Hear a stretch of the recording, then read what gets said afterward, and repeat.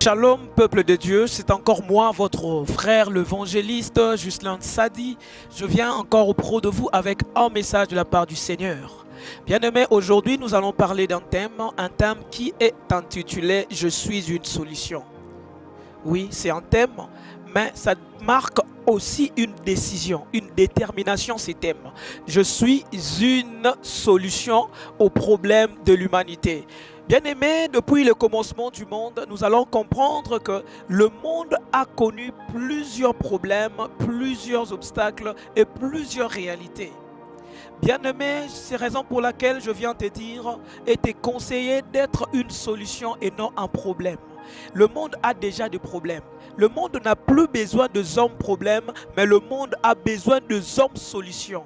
Les hommes capables à changer l'humanité, les hommes capables à apporter encore une chose nouvelle. Raison pour laquelle aujourd'hui nous allons parler de ces thèmes. Je ne l'ai pas tiré au hasard, je l'ai tiré du livre de Juges, le chapitre 11. Là, on nous parle de l'histoire de Jephthé. Qui est Jephthé et pourquoi je parle de Jephthé? Je parle de Jephthé par sa bravoure et son courage. Jephthé a pu remonter sur une pente que lui a imposé le monde. Jephthé était un enfant né d'une mère étrangère. Ses demi-frères, après la mort de leur père, ses demi-frères l'ont chassé. Pourquoi? Parce qu'il ne devait pas hériter avec la femme légitime. Constamment, couramment, on peut l'appeler... comment dirais-je, comme Mwanambanda, si je peux dire à notre langue locale, ou je peux l'appeler un enfant bâtard, en un terme plus connu. Mais Jephthé a été rejeté par ses frères.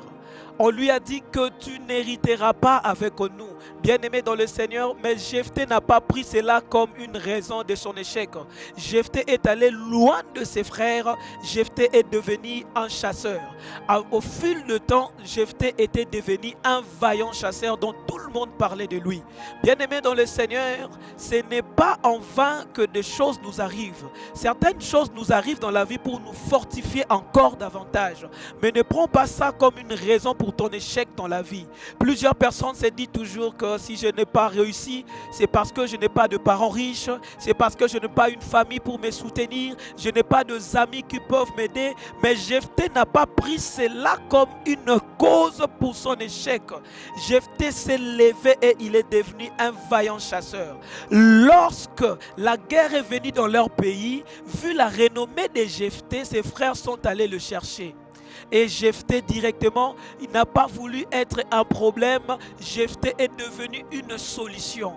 On a appelé Jephthé pour combattre pour la cause de sa nation. Bien-aimé, ce n'était pas seulement pour la cause de ses frères ni de sa famille, mais pour toute une nation. Et tu vas comprendre que Jephthé était devenu vaillant héros et Jephthé avait combattu et il a vaincu. Bien-aimé dans le Seigneur, les circonstances de la vie ne te font pas croire que tu es un échec. Non, tu dois t'élever car le monde n'a pas besoin de problèmes. Je m'en vais dire à toi, toi qui as l'habitude de donner beaucoup aux gens, tu expliques trop tes problèmes. Le monde n'a pas besoin de tes problèmes. Les gens que tu expliques tes problèmes, eux aussi ont des problèmes. Toi, crois-tu que ces gens que tu expliques tes problèmes n'ont pas de problèmes?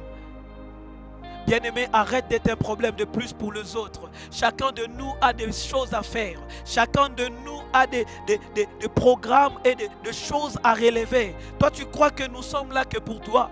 Toi, tu crois que l'argent que gardent les autres, c'est seulement pour toi. Aujourd'hui, tu demandes. Demain, tu demandes. Après-demain. Bien-aimé dans le Seigneur, les gens vont se décourager.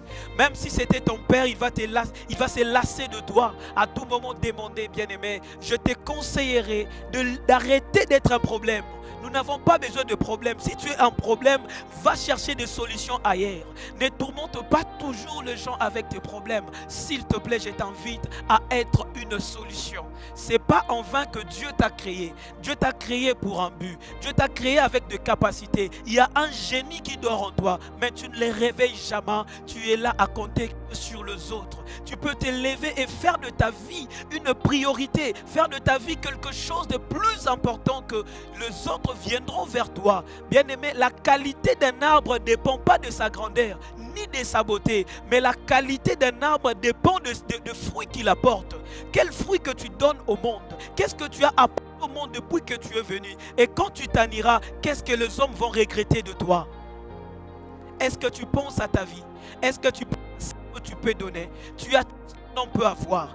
Tu peux naître avec un handicap, oui, certainement, mais que cet handicap ne soit pas une raison pour ton échec.